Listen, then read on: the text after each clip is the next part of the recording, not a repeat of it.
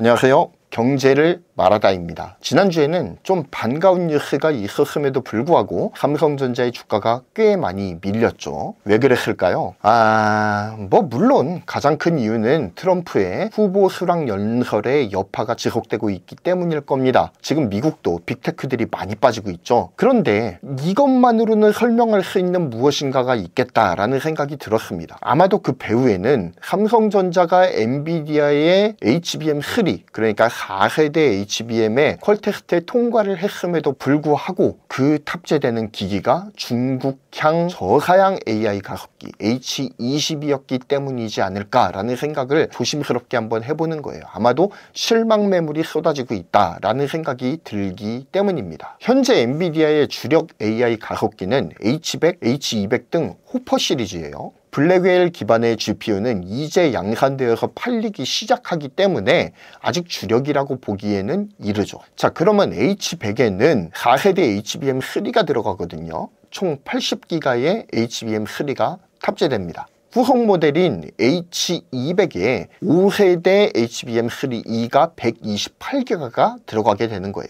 현재 두 모델은 엔비디아 AI 가속기 라인업에 주력으로 자리 잡고 있는 상황입니다. 그렇다면 적어도 삼성전자의 HBM3 퀄테스트 통과 이 기사가 파괴력을 가지기 위해선 어디에 탑재가 되어야 될까요? 적어도 H100에는 탑재가 된다라는 뉴스가 나왔어야 된다는 거죠. 하지만 뉴스는 우리가 기대한 대로 나오지 않았습니다. 중국향의 저사양 AI 가속기인 H20에 삼성전자 HBM3가 탑재된다라고 하는 이 소식이 시장의 실망감을 반영하기에 충분한 결과였지 않나라는 생각을 해봅니다. 아무래도 주력인 H100이 아니라 중국향 저사양 AI 가속기인 H20에 탑재되는 것이기 때문에 아무래도 그 의미가 반감될 수밖에 없다라는 것이죠. 아마 성능이 SK 하이닉스급으로 잘 나왔다면 H100에 탑재되지 않았을까요? 전혀 탑재되지 못할 이유가 없다는 거죠. 그런데 그렇게 하지 못했다라고 하는 것. 그리고 저사양 AI 가속기에 들어간다라고 하는 것이 삼성 HBM 기술력이 아직도 SK 하이닉스의 기술력에 따라오지 못하고 있구나 라고 하는 이런 실망감을 반영하면서 실망 매물이 쏟아졌다라고 밖에 말할 수가 없는 상황이 되었습니다. 게다가 삼성전자가 또 된소리를 맞은 이유는 트럼프랑도 관련이 깊어요. 만약에 트럼프가 당선이 돼서 엔비디아의 그나마 중국으로 흘러들어가고 있었던 H20의 그 수출을 가로막아 버린다라고 한다면, 물론 다른 나라로 이제 우회를 시도를 하겠지만 다른 나라 공급선을 뚫기가 쉬운 게 또 아니잖아요. 그러니까 어쨌든 트럼프가 당선이 돼서 이 H20을 막는 상황이 펼쳐진다면 삼성전자 HBM은 또다시 애물단지로 전락해버릴 가능성도 배제하지 못한다라는 거죠. 그렇기 때문에 미국 대선 결과를 지켜보아야 된다라고 하는 이 시장의 반응이 틀린 반응은 아닌 것 같다라는 생각이 듭니다. 자, 그러면 이쯤에서 삼성전자가 이번에 HBM3를 납품하는 H20 GPU는 도대체 어떤 반도체일까요? 알려지지 않았잖아요. 자, 스펙 시트를 보여드리면 다음에 표와 같습니다. H20은 미국의 중국 반도체 규제에 맞춘 스펙 다운 제품이에요. 현재 블랙웨일을 제외하고 최신 GPU인 H100, H200에서 제공하는 대부분의 기능을 지원을 하긴 합니다. 하지만 전체적인 컴퓨팅의 성능을 다운그레이드해서 미국의 대중 반도체 제재에 걸리지 않을 수 있는 저사양의 스펙을 맞춰놓는 데에 성공을 합니다. 그래서 이 H20에는 HBM3 메모리가 96GB가 들어갑니다. 상위 모델인 H200에 HBM3E가 128GB 탑재되는 것과는 확연하게 비교가 되는 스펙이죠. 다만 H100보다는 많이 들어가니 그나마 다행이라고 할 수도 있겠다라는 생각이 들기도 하는데, 어찌됐든 저사양, 저스펙의 AI 가속기이다 보니까 이게 SK 하이닉스와 삼성 간의 이 HBM 성능 차이가 나는 것이 아니냐라는 의구심을 자아내기에 충분한 결과라는 것이죠. 자, 현재 미중 반도체 제재로 인해서 스펙이 다운된 가속기를 제공할 수밖에 없는 엔비디아의 입장에서는 현재 H100에 탑재되는 HBM3 전량을 SK 하이닉스에서 굉장히 빠듯하게 제공을 받는 입장이라는 것이죠. 아니, 빠듯한 정도가 아니라 생산에 로딩이 걸릴 정도로 부족한 물량을 제공받고 있습니다. 즉 이런 상황이 되다 보니까 H20용으로 HBM3를 SK 하이닉스로부터 추가로 제공받기에는 SK 하이닉스 캐파가 충분하지 않은 상황이다 라고 보여지는 거죠. 그렇기 때문에 가장 늦게 퀄테스트를 통과한 삼성에게 중국향 저사양 제품의 HBM3 물량을 제공받는다 라고 볼 수가 있는 것입니다. 그렇게 함을 통해서 SK 하이닉스는 엔비디아 H100 물량에 더욱더 집중을 할 수가 있게 되는 것이죠. 그런데 삼성전자 입장에서는 여러모로 체면을 구기는 결과가 아닐 수가 없다라는 생각이 듭니다. 그런데 어쨌든 뭐 첫 술에 배부를 수는 없으니까요. 이것을 발판으로 삼아서 고사양 스펙의 제품으로 점차 업그레이드를 시켜 나가야겠죠. 어찌됐든 HBM3 퀄테스트를 통과한 것만으로도 삼성 입장에서는 굉장히 큰 산을 넘은 거는 사실입니다. 그리고 내친 김에 HBM3 이 퀄테스트까지 합격을 한다면 향후 삼성전자를 둘러싼 환경이 나쁘다고만 말할 수는 없을 거예요. 그런데 한 가지 문제가 있다면 이미 하이엔드 AI 가속기에 제공되는 HBM 물량을 SK 하이닉스가 양보할 생각이 없다는 것이겠죠.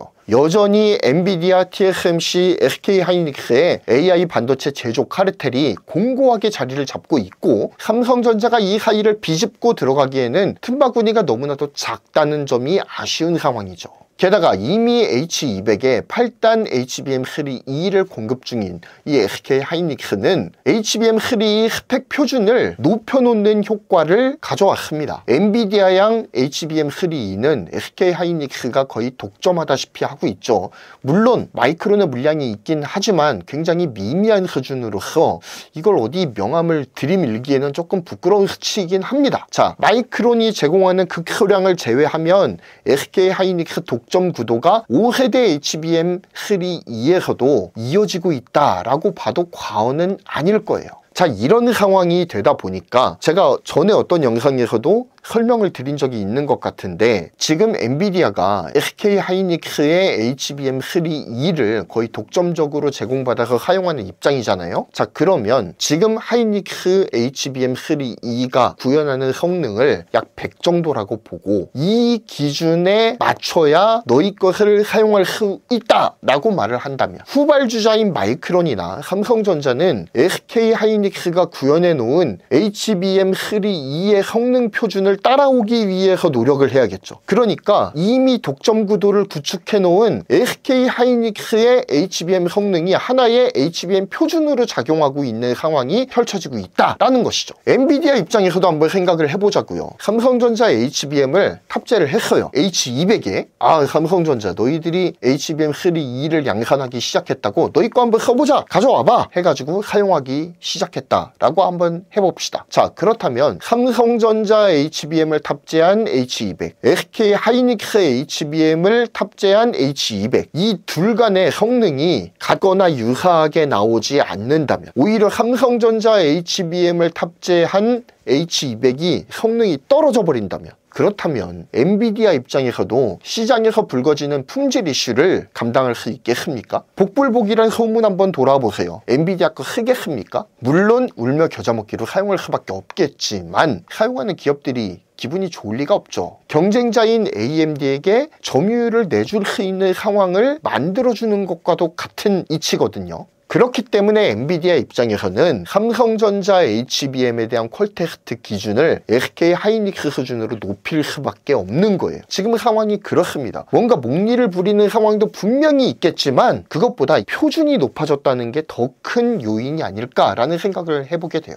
자, 이 기술 장벽을 삼성전자가 넘어서기 위해서 지난 1년 3개월을 그렇게 노력했는데도 불구하고 별 성과가 없다는 거죠. 그리고 겨우 틈을 비집고 들어가는데 성공했다라고 생각을 했는데 막상 탑재되고 있는 중국향 저사양 AI 가속기용 HBM을 제공하는데 그치고 있더라, 이런 실망스러운 결과를 받아안게 된 것입니다. 자, 그래서 제가 지난 영상에서도 한번 말씀드린 바가 있는 것 같은데 삼성전자가 HBM 퀄테스트에 합격했다라고 하더라도 엔비디아 공급망의 메인스트림으로 단번에 들어가진 못할 것이다. 아마도 잉여 물량을 처리하는 형식으로 발을 디딜 가능성이 높다라고 말씀을 드렸죠. 그런데 잉여 물량을 넘어서서 저사양 GPU용 HBM이라니 좀 생각하기에는 조금 실망스러운 것도 사실입니다. 하지만 첫술에 배부를 수는 없겠죠. 삼성 입장에서는 이번 HBM3 퀄텍스트 통과가 어찌 보면 굴욕적인 결과일 수도 있겠지만 H20용 HBM을 시작으로 해서 그 저변을 잘 늘려나가야 될 필요가 있습니다. 그리고 또 혹시 압니까? H20이 날개에 돋친 듯 팔려나가서 삼성의 HBM 생산 물량이 늘어나 버린다면 이건 또 이야기가 달라지거든요. 생산 물량이 높아진다라고 하는 것은 그만큼 기술을 축적할 그만큼 기회가 쌓인다라는 것을 의미하니까 H20의 판매 물량이 늘어나서 삼성전자 HBM 생산량이 늘어나는 것을 충분히 기대해 볼 수가 있겠다라는 생각이 듭니다. 그걸 통해서 기술을 축적하고 SK하이닉스를 빠르게 추격하면서 하이엔드 시장까지 진출하는 그런 효과가 일어나기를 한번 기대해 보는 것이죠.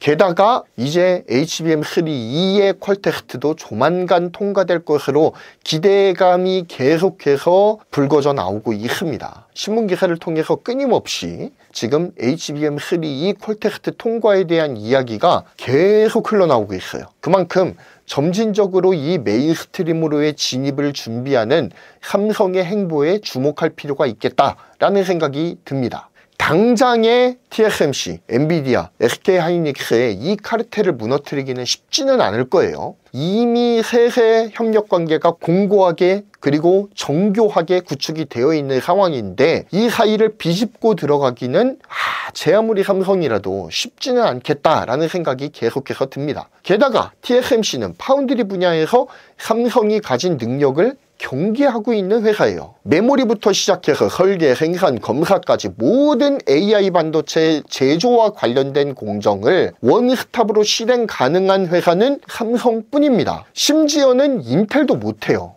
정말 이 사업 구조가 잘만 굴러가면 정말 무적이 될 수 있는 사업 구조거든요.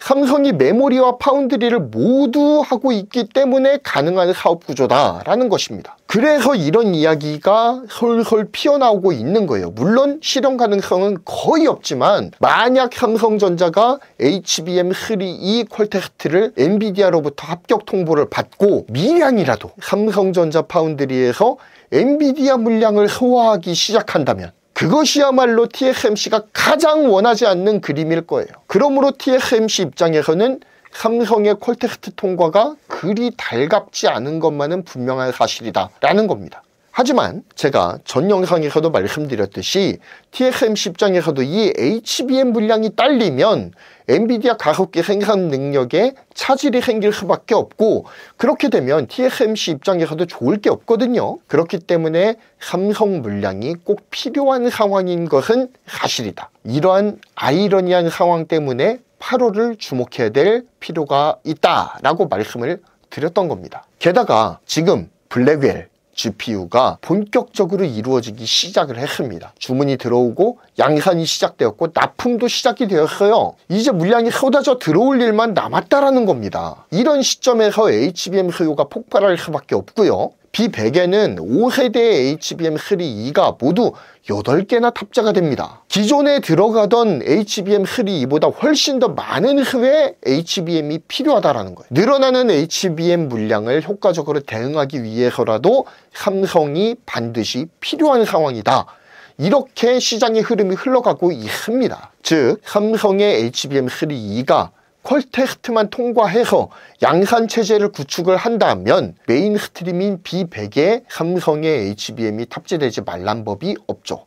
가능성이 굉장히 높은 이야기입니다. 그러므로 삼성전자 HBM3E 퀄텍스트는 아까부터 제가 말씀드리고 있듯이 8월이나 9월을 주목해야 될 필요가 있습니다. 자, 본격적인 양산 경쟁에 돌입한 HBM 대전은 누구의 승리로 돌아가게 될까요? 시장에서는 삼성과 SK하이닉스가 점유율 측면에서 키맞춤을 하는 한 해가 2024년이 될 것이다 라는 전망이 많습니다. 약 48대 45 정도로 SK하이닉스의 근소한 우세를 점하는 의견이 많습니다.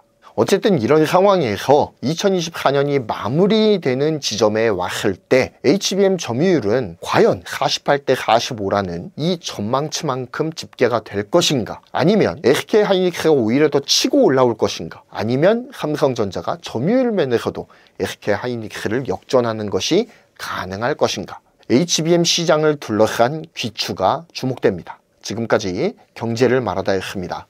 구독, 좋아요, 알림 설정 부탁드리겠습니다. 감사합니다.